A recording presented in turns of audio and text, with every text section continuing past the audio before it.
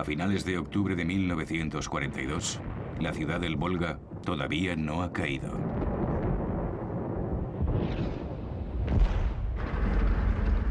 El Führer anuncia a los alemanes: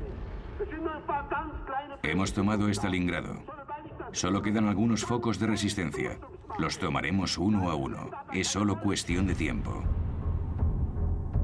Para Hitler, Stalingrado representa su victoria sobre Rusia.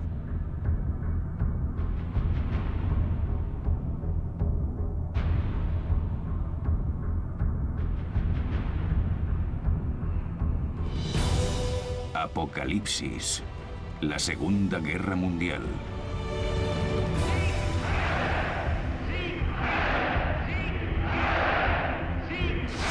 Los grandes aterrizajes.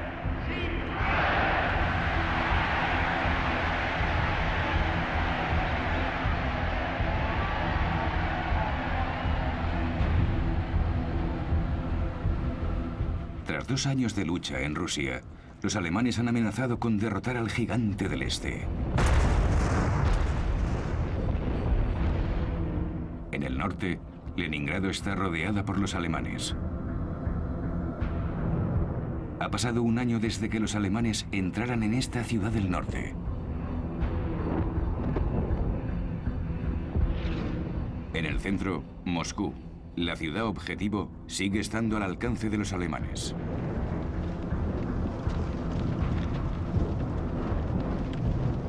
Al sur, el avance hacia los campos de petróleo de Bakú se detiene en las montañas del Cáucaso.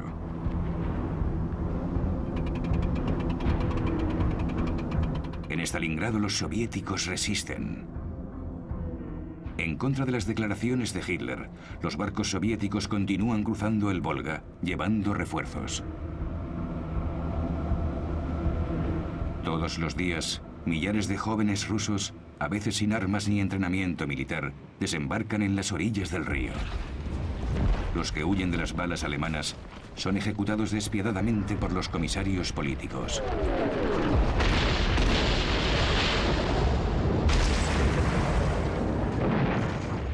El 7 de noviembre, el aniversario de la revolución, los soldados sitiados que defienden Stalingrado y las tropas soviéticas de todo el frente escuchan a su comandante en jefe, Stalin, hacer una declaración asombrosa. Mañana habrá celebraciones en nuestras calles. Y en efecto, el general Zhukov, el hombre que salvó Moscú, tiene un plan para mantener esos focos de resistencia luchando hasta el final, para retener a las tropas alemanas del general Paulus dentro de Stalingrado. Al otro lado del Volga, Zhukov está montando en secreto un ejército entero. El país ha sido devastado. 1/4 parte del territorio se ha perdido, pero toda la Unión Soviética trabaja duro para darle a ese nuevo ejército las enormes cantidades de equipamiento necesario. Las fábricas desmanteladas y desplazadas hacia los montes Urales trabajan 24 horas al día. En este esfuerzo se sacrificarán vidas. Estamos en invierno de 1942. Las mujeres que trabajan en esos crueles talleres sin calefacción sufren hambre y frío. Muchas morirán de agotamiento. Pero la producción industrial del país se multiplicará por 10. Los Estados Unidos proporcionan enormes cantidades de ayuda a la Unión Soviética. Los aliados pueden reducir la amenaza de los submarinos alemanes en el Atlántico Norte, formando convoyes protectores hacia puertos soviéticos como Murmansk. El anticomunismo se pone en suspenso. Para los americanos, Joseph Stalin es ahora el tío Joe, y para los británicos, el viejo Joe. Los rusos reciben enormes cargamentos de jeeps, tanques, aviones y camiones, e incluso latas de carne en conserva. Cuando abren las latas de carne, los soldados rusos bromean: abrimos el segundo frente. Además de Stalin, todo el mundo espera que los aliados hagan algo más que aliviar su difícil situación. En Egipto, sin embargo, los británicos son amenazados por los alemanes. Rommel, a quien Hitler acaba de promocionar a mariscal de campo tras sus victorias en el desierto, y su ejército de tanques de los Afrika Korps se acercan peligrosamente al canal de Suez. Han llegado a El Alamein. El Imperio Británico corre peligro.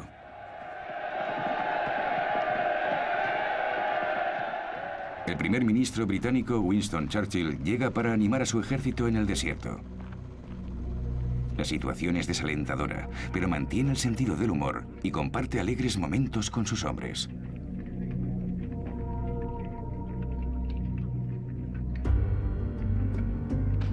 Se acaba de recuperar de su primer infarto.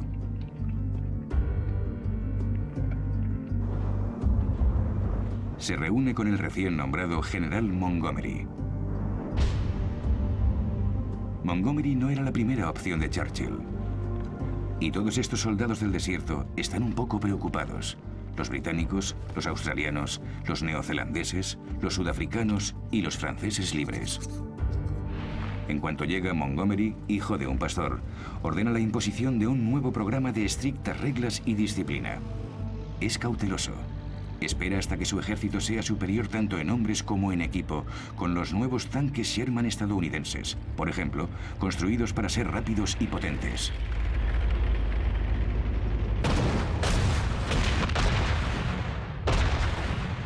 Montgomery lanza su ofensiva con un ataque de artillería preliminar, seguido de un enorme asalto con tanques.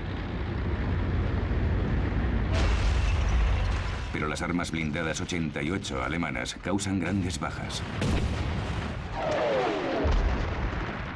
Los soldados de Rommel contraatacan implacablemente.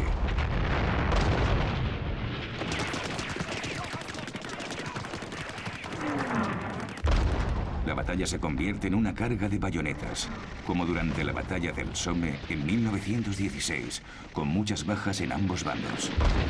En ese juego mortal, el bando con más hombres es el que gana. En una carta a su mujer, Rommel escribe: «Nos aplasta el peso del enemigo». Recibe un mensaje de Hitler: «No puede haber ninguna otra salida que aguantar. No cedas ni un metro de terreno». Rommel contesta a su mujer: «Me devano los sesos para encontrar una salida de esta situación para mis pobres tropas. Nos enfrentamos quizás a los días más difíciles que puede vivir un hombre». Y añade: «Los muertos tienen suerte. Para ellos todo ha terminado». Rommel se retira. En Londres, Churchill anuncia a sus conciudadanos la primera auténtica buena noticia de la guerra. Esto no es el final. No es ni siquiera el principio del final, pero quizás sea el final del principio. Las palabras de Churchill resuenan por todo el mundo. El viejo león británico ha resistido ante Hitler. En su cuartel general, la guarida del lobo, Hitler se muestra desdeñoso. Dice: «Es solo un contratiempo. La guerra continuará».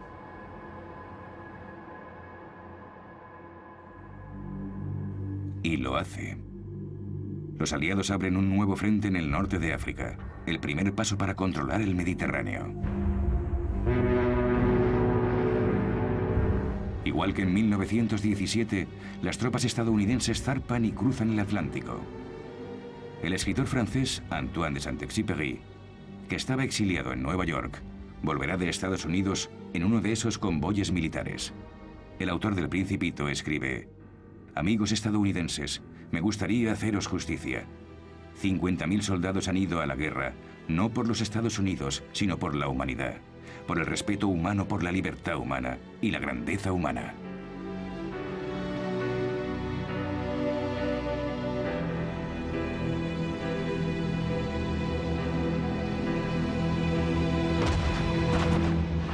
Frente a la costa de Casablanca y Orán, los británicos y los estadounidenses son recibidos con fuego de cañones de los franceses de Vichy. Contraatacan. El norte de África sigue controlado por el régimen de Vichy, que colabora con los alemanes. La lucha es violenta y las fuerzas de Vichy sufren grandes daños.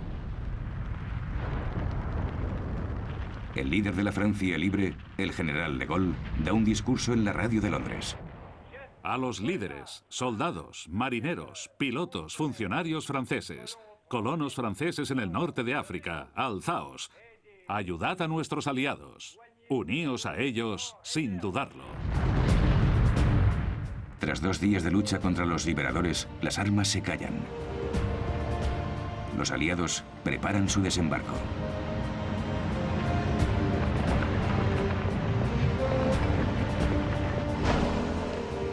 En Argel, el pragmático comandante en jefe estadounidense, el general Eisenhower, negocia con el comandante militar del régimen de Vichy, el almirante Darlene. Darlene es uno de los colaboradores más acérrimos de Francia, que incluso ha conocido a Hitler.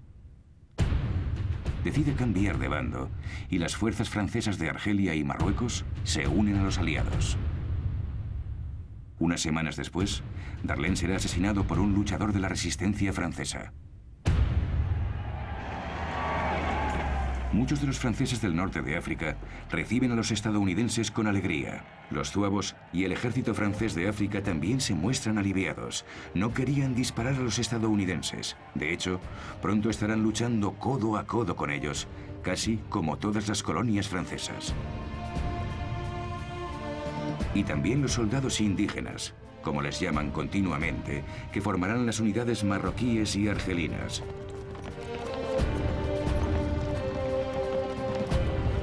Los poderes del Eje se han adelantado a los aliados desplazándose hacia Túnez, un territorio todavía controlado por el régimen de Vichy que permite a los alemanes quedarse.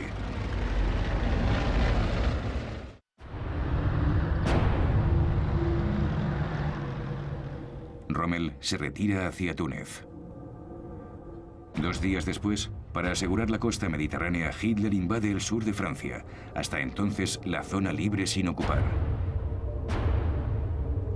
Las órdenes de Hitler son tomar el puerto de Tolón, donde está basada la mayor parte de la marina de Vichy. Con su frágil autonomía en peligro, los almirantes de Vichy deciden deshacerse de su flota. Hunden sus propios barcos para evitar que caigan en manos de los alemanes o los aliados. Ese es el trágico resultado de la política del régimen de Vichy, y no son buenas noticias para Hitler.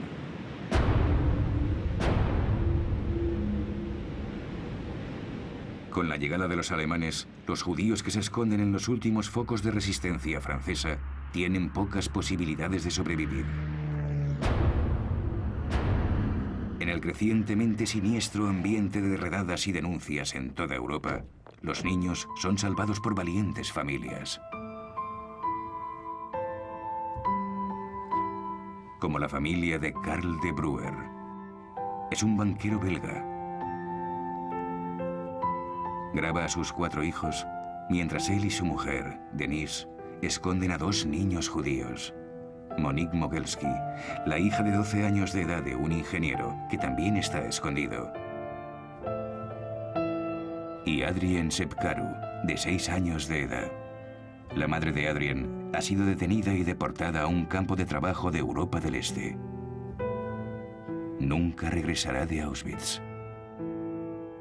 En este momento, mucha gente sospecha que cuando los ocupantes usan palabras como campo de trabajo, en realidad hablan de muerte.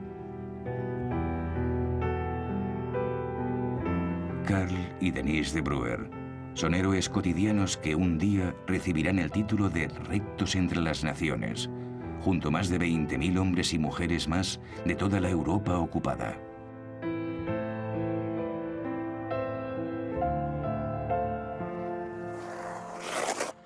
A 3.000 kilómetros de distancia, en las afueras de Stalingrado, los alemanes disfrutan de un breve respiro tras las líneas antes de volver a la lucha contra los soviéticos para eliminar los focos restantes de resistencia.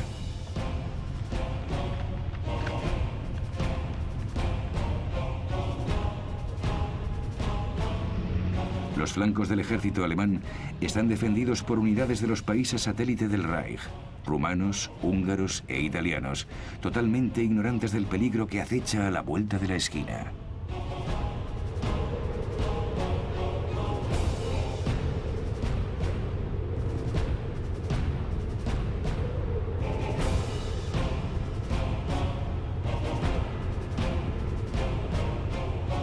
unos pocos kilómetros, las tropas soviéticas se preparan para atacar.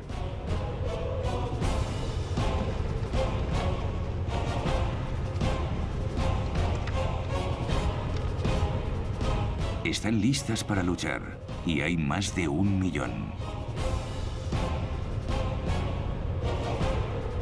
Van a atacar a las unidades más débiles del enemigo para poder rodear al ejército alemán que ocupa Stalingrado.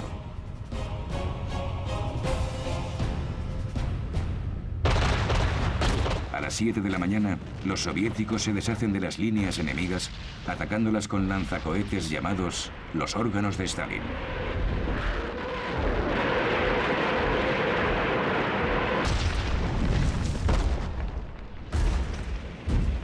El enorme ejército de Zhukov lanza la ofensiva.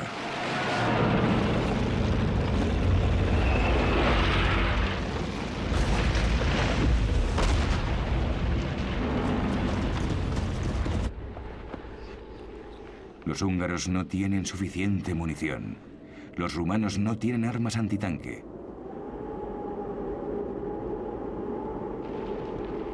Ellos, al igual que los italianos, han perdido una gran cantidad de hombres.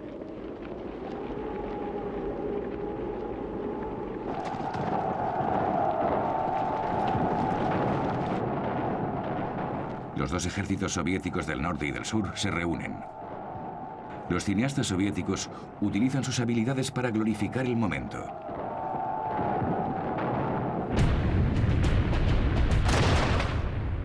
Los alemanes ven cómo los tanques soviéticos cierran el círculo a su alrededor.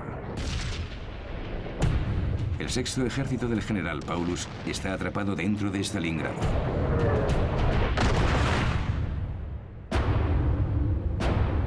Hitler está en el Berghof, su retiro de Berchtesgaden, en los Alpes bávaros, donde le informan sobre la ofensiva soviética.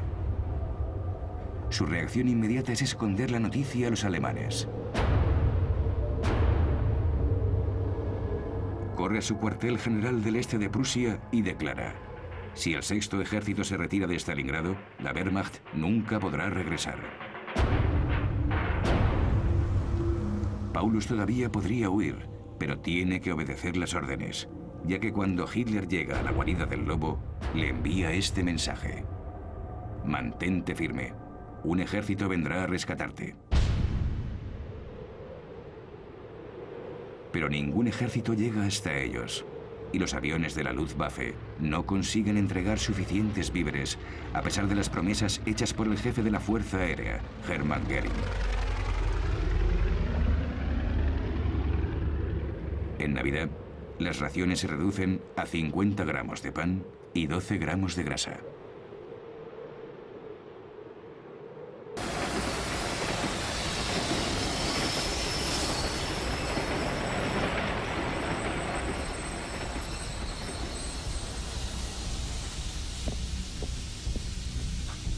Mussolini, que acaba de perder un ejército en Stalingrado, busca una manera de desviar la atención alemana de vuelta al norte de África.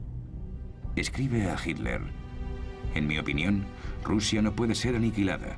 Se defiende con su tamaño, un territorio tan vasto que nunca podrá ser conquistado o retenido.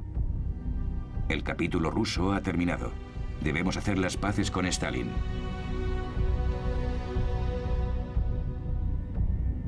¿Qué hará Hitler? Negociar sería admitir que la campaña en Rusia ha sido un gran fracaso. Los acontecimientos futuros, sin embargo, no dejarán más opción a Hitler. Roosevelt, el presidente de Estados Unidos, ha llegado a Casablanca, en Marruecos, para asistir a una de las reuniones más importantes de la historia moderna. Él y Churchill quieren aclarar la difícil cuestión de la política francesa. Roosevelt quiere excluir a De Gaulle, que desde 1940 ha estado declarando su legitimidad como líder del movimiento de resistencia francés. Roosevelt dice: el general De Gaulle es un soldado, un patriota, y está entregado a su país, pero por otro lado, también es un político y un sectario, y creo que tiene todos los atributos de un dictador. Roosevelt prefiere invitar a otro de los grandes líderes franceses a Casablanca, el general Giraud. hecho prisionero en 1940, acaba de escapar de Alemania y ha llegado al norte de África. Es la viva imagen de la gallardía. Churchill sigue apoyando a De Gaulle, a quien invita para intentar reconciliar a los dos generales rivales, cosa nada fácil. Roosevelt y Churchill llegan a un acuerdo. La futura cooperación entre los dos adversarios es necesaria para poder salvar Francia. Es evidente que Roosevelt siente más cariño por Giraud que por De Gaulle.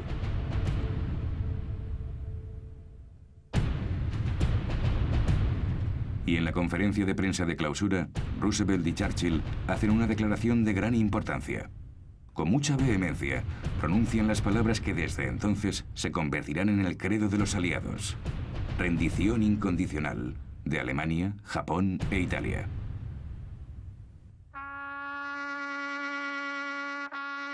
No habrá más negociaciones. Los aliados seguirán luchando contra los poderes del eje hasta el final. El precio en vida será alto, y muchos creen que esa postura radical, cuyo propósito es tranquilizar a los soviéticos, solo servirá para incrementar la devoción alemana hacia su Führer.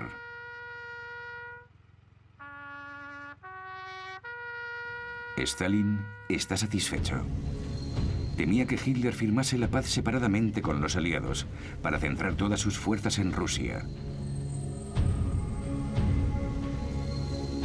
Lanza su ofensiva para aniquilar a la bestia que sigue acechando entre las ruinas de Stalingrado.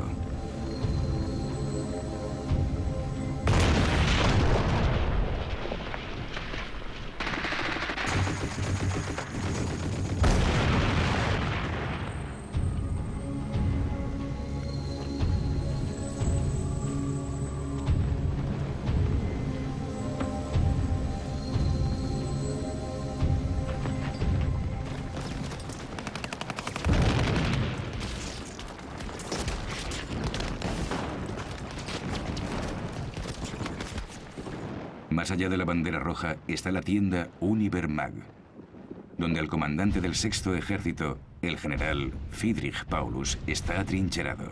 Sus hombres se rinden.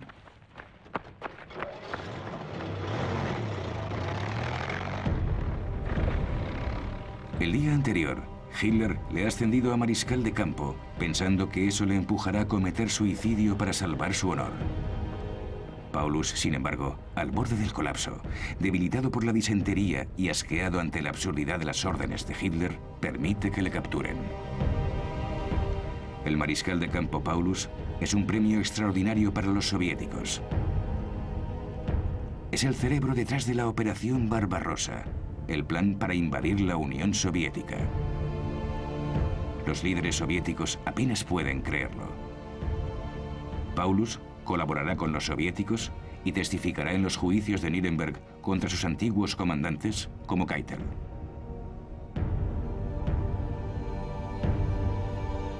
Cuando sea liberado en 1953, se instalará en Alemania del Este. Su reacción es principalmente un rechazo a las escandalosas políticas de Hitler. La mayor parte de sus hombres piensan lo mismo. Hitler puede irse al diablo. Los prisioneros alemanes se atreven a pronunciar las pocas palabras rusas que saben. Queremos irnos a casa.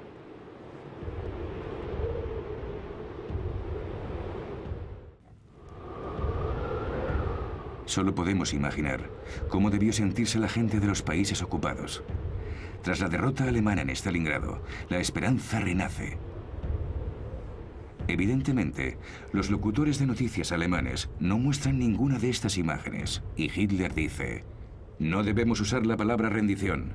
Debemos explicar que nuestros hombres no consiguieron recibir los víveres y que por eso les derrotaron. Debemos usar la palabra sacrificio.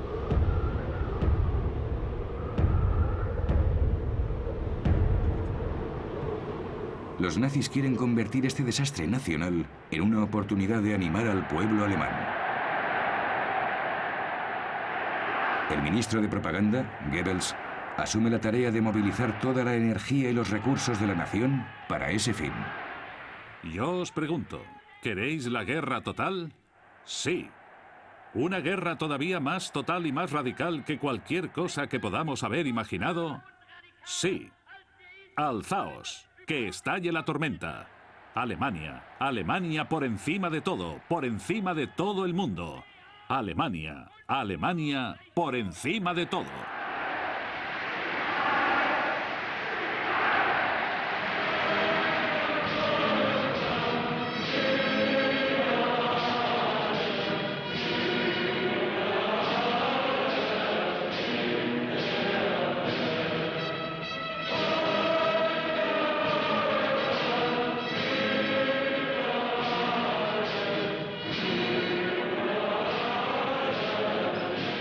Entre el público en apariencia extasiado está Albert Speer. Proporcionará a Hitler los medios para implementar la guerra total. Hitler le llama su único amigo. Este arquitecto de 38 años, constructor de los edificios megalómanos del Führer, ha sido nombrado ministro de armamento.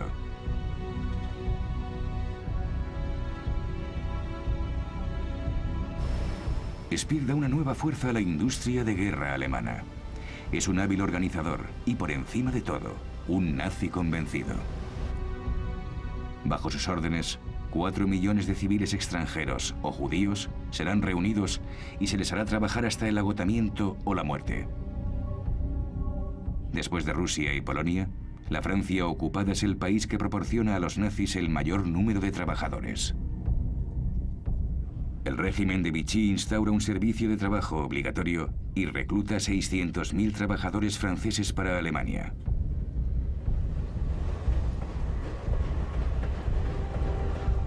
Aquellos que quieran evitar este servicio se marchan al bosque y se unen al movimiento de resistencia. La canción de este grupo es la canción del partisano. Amis, entends-tu le cri noir des corbeaux sur nos plaines? Amis, entends-tu les cris sourds du pays qu'on enchaîne? Oh, et partisans, ouvriers et paysans, à vos armes. Los grupos de resistencia clandestina se han creado en todos los países ocupados.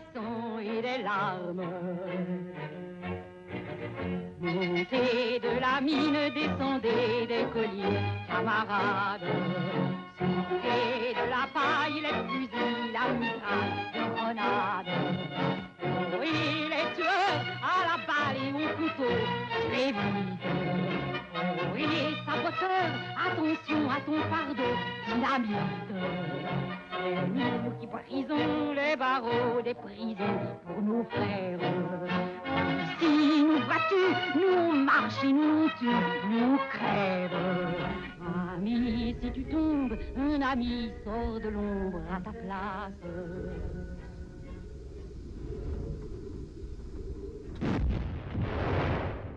Tras los muros del gueto de Varsovia, los alemanes se enfrentan a un alzamiento judío.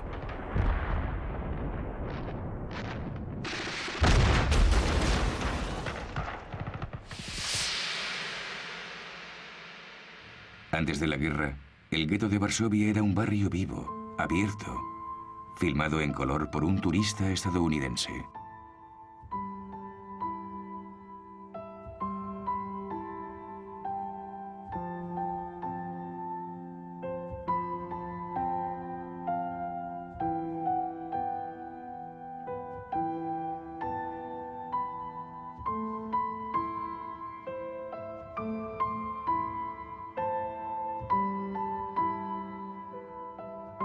En 1940, los nazis convirtieron esta agradable zona de Varsovia en una cárcel superpoblada.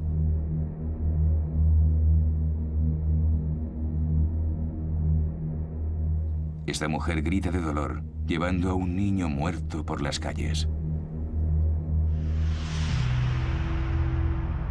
El gueto de Varsovia en 1941.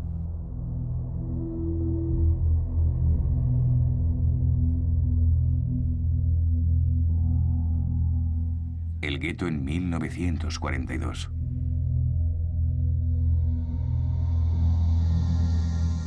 El gueto en 1943. Los nazis matan deliberadamente de hambre a la gente para aplastar, debilitar y evitar cualquier tipo de revuelta. pero los judíos consiguen armas y mueren luchando. Los supervivientes son deportados al campo de exterminio de Dublinka y ejecutados.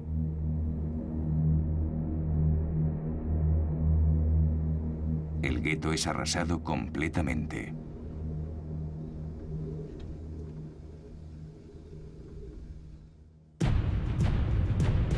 Al mismo tiempo, los aliados consiguen otra victoria. Entran en Túnez.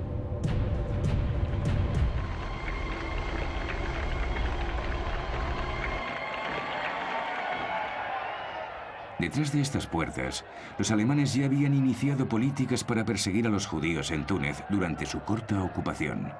Los judíos aprovechan la oportunidad para quitarse las estrellas amarillas.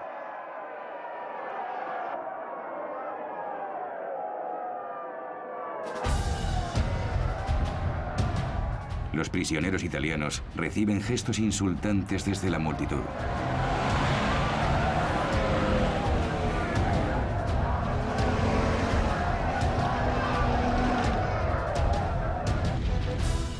Rommel, que sigue en Túnez, es filmado por un oficial alemán antes de abordar uno de los últimos aviones que parten hacia Alemania. En marzo de 1943 escribe: «He recibido instrucciones para coger una baja por enfermedad y volver a ponerme en forma. Todos mis esfuerzos para salvar a mis hombres y devolverles al continente han sido infructuosos. El Führer ha dado órdenes de mantener el mayor secreto en lo que respecta a mi vuelta a Alemania. Mi reputación militar debe seguir sirviendo como medida disuasoria».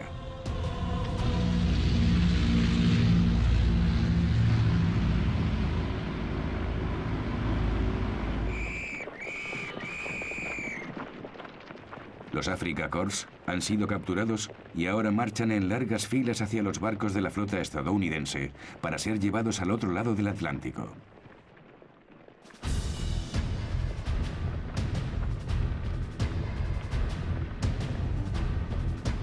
Durante la guerra, 380.000 alemanes serán enviados a Canadá y Estados Unidos, desde donde es imposible escapar. Estos prisioneros están a punto de embarcarse en una extraña odisea. Empiezan estos barcos de transporte militar. Muchos se sienten como en un sueño. Para ellos la guerra ha terminado y están a salvo. Sin embargo, para estos soldados alemanes, el sueño pronto se vuelve una pesadilla, porque incluso aquí los nazis tienen el control. Estos hombres que bajan del barco en Canadá insisten en hacer el saludo, incluso aquellos que solo tienen un brazo. Algunos prisioneros son enviados a campamentos en Virginia y Texas. Trabajan en plantaciones de algodón o tabaco.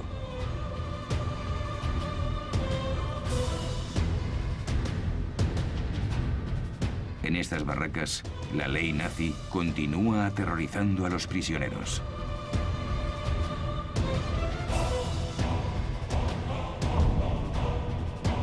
En poco tiempo, los oficiales nazis se han hecho con el control de los prisioneros, usando la intimidación, la tortura e incluso el asesinato para mantener la ideología fascista entre sus compañeros prisioneros.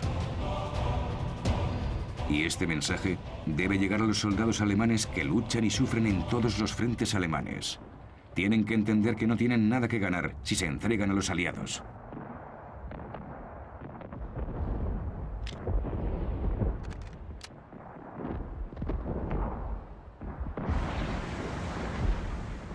En el frente oriental, desde la caída de Stalingrado, la Wehrmacht no vuelve a ser la misma.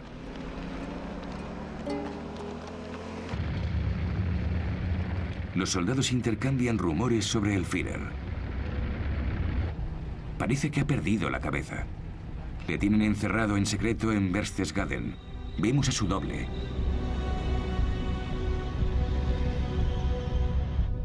Pero no.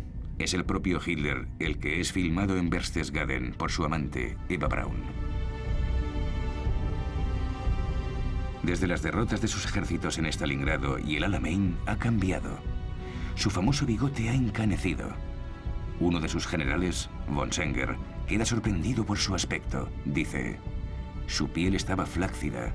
La mirada de sus ojos azules, que había hechizado a las multitudes, se había enrojecido por el insomnio.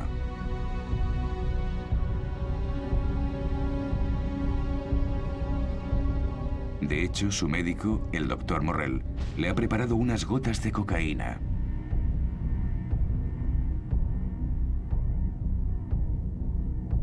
Este es Morrell, filmado el 20 de abril de 1943 con los secretarios y amigos íntimos que han venido a desearle al Führer un feliz cumpleaños. Solo tiene 54 años. Morrell consigue dejarle presentable para las ceremonias. Sin embargo, Hitler tiene la precaución de mantener el brazo izquierdo bajo control. Tiende a temblar. Ya muestra síntomas del mal de Parkinson.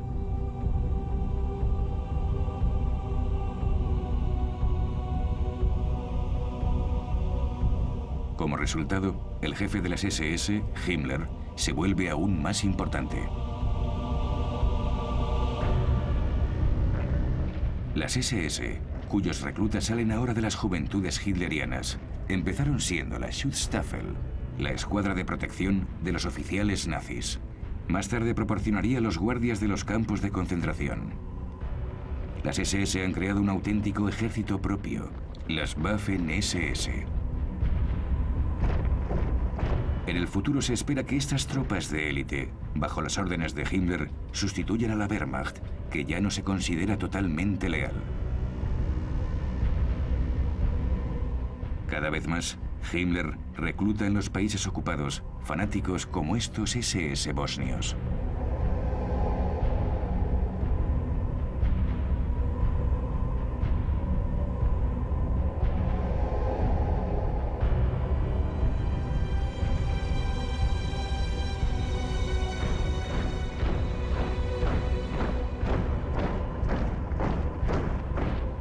En las zonas ocupadas de Rusia, las SS tampoco tienen ningún problema para reclutar 2 divisiones de cosacos, que durante la época de los zares ya eran conocidos por sus sangrientos programas antisemitas. Formarán el temible 15º Cuerpo de Caballería de las SS.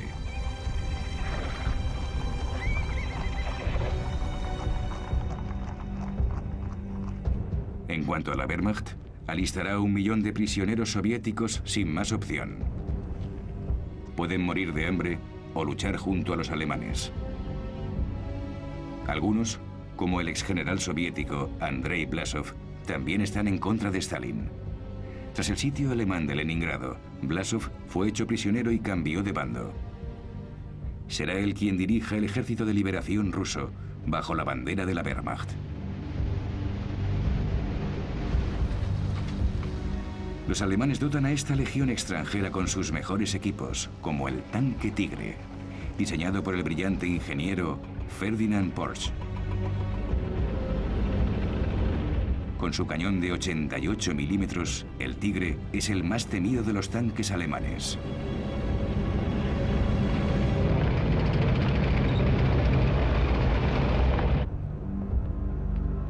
Como resultado, en la guarida del lobo, Hitler empieza a sentir esperanza otra vez. Ahora puede renovar su obsesión por la destrucción del Ejército Rojo. Quiere atacar en Kursk.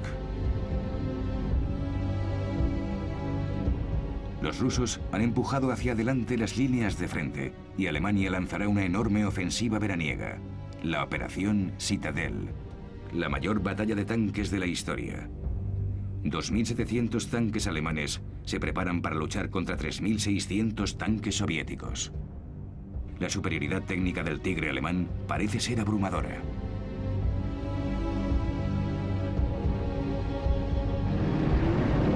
Hitler sabe lo importante que es esa batalla. Para dirigir su fuerza de 900.000 soldados, ha escogido al hombre que le ayudó a ganar la batalla de Francia, el mariscal de campo von Manstein.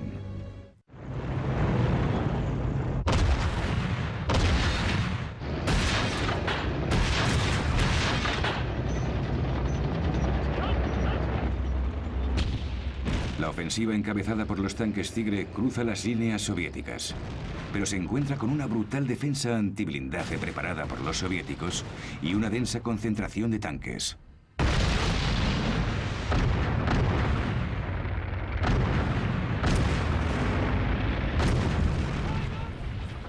Las tropas de la Wehrmacht se ven obligadas a retroceder. Incluso los formidables tanques Tigres caen víctimas de los soviéticos.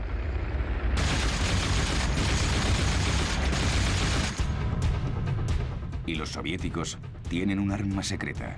Los británicos han conseguido capturar y decodificar la máquina de encriptación alemana llamada Enigma, y ahora pueden leer las órdenes alemanas más secretas. El poderoso servicio secreto soviético en Gran Bretaña ha conseguido transmitir los planes de operación decodificados a Moscú.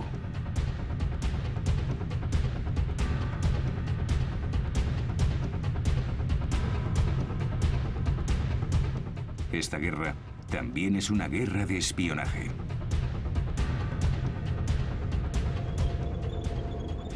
En Kursk, el resultado es devastador para los alemanes, que ya han perdido 50.000 hombres en la batalla.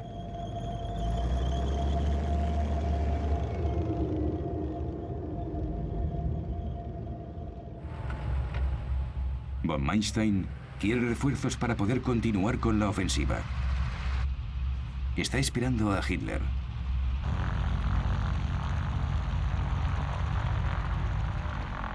Inmediatamente le dice: hemos sufrido bajas, pero los rusos también, incluso peores.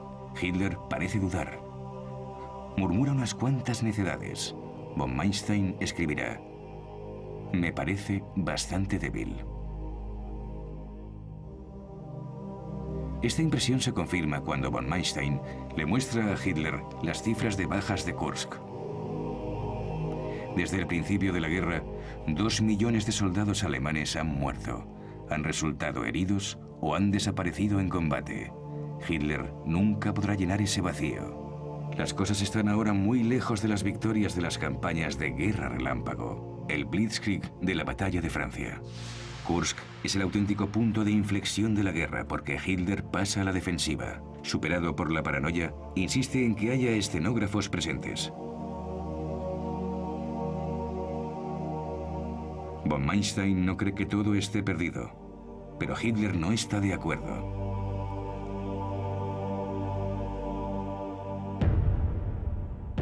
Von Manstein le implora que continúe con la ofensiva. Hitler se niega. La batalla de Kursk ha terminado.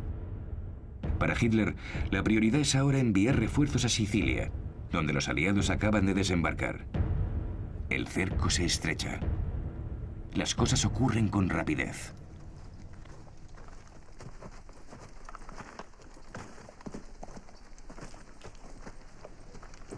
Todo lo que puede hacer Hitler es intentar contener el avance aliado. Pero es incapaz de evitar la caída de Mussolini, lo que lleva a Italia a rendirse y a cambiar de bando.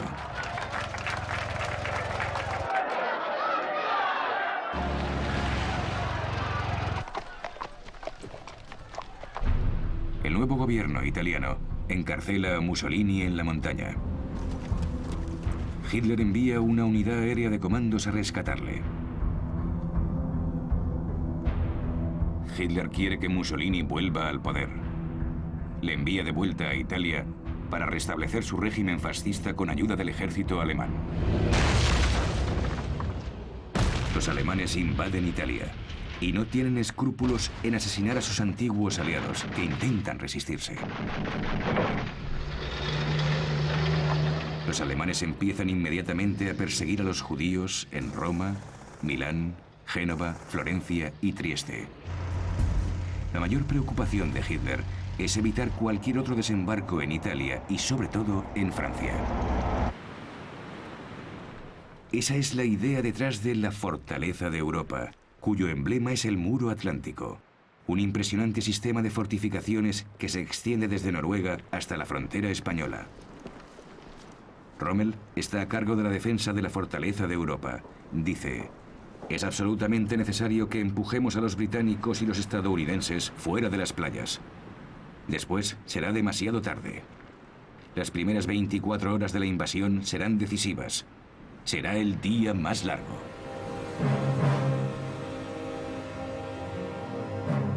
Para Rommel y los nazis, es el principio del crepúsculo de los dioses. Los últimos meses de la Alemania nazi. Y aún así, Las imágenes de las noticias alemanas de Rommel, que ha sido invitado a tomar el té por Magda Goebbels, la mujer del ministro de propaganda, revelan el estado de ánimo de los nazis en este momento de la guerra. La ideología nazi tiene fe en la victoria y desprecia la duda. Magda Goebbels adora a Hitler como a un dios, aunque esté llevando a Alemania a un frenesí de derramamiento de sangre y muerte. Magda Goebbels le ha dado a sus 6 hijos nombres que empiezan por la letra H, como Hitler: Helga, Hildegard, Holding, Helmut, Hedwig y Heidrun. Los matará a todos uno a uno el último día del Reich. Apocalipsis, la Segunda Guerra Mundial. Próximo capítulo, el fin de la pesadilla.